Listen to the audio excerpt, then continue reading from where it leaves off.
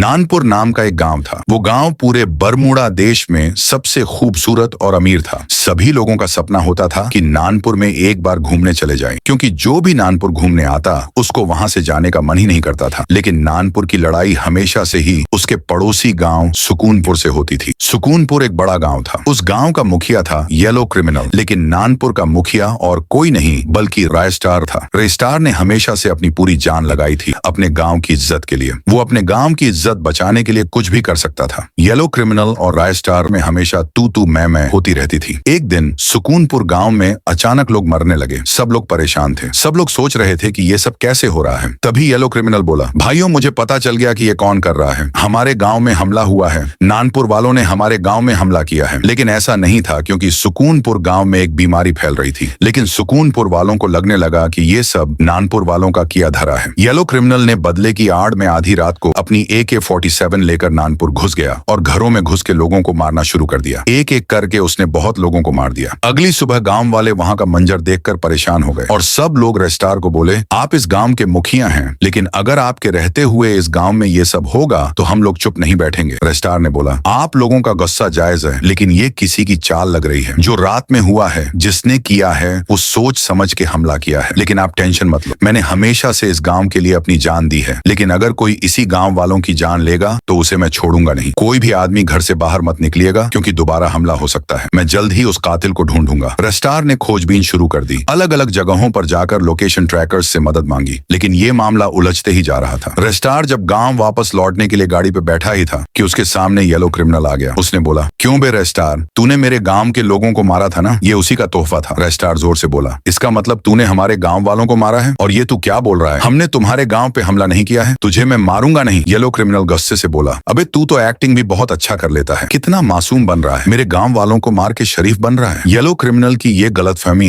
एक बहुत ही बड़ा जंग करवाने वाली थी। अब कुछ डेंजर्स होने वाला था। अब आगे क्या होगा जानने के लिए सब्सक्राइब करके कमेंट में लिख दो Part 2।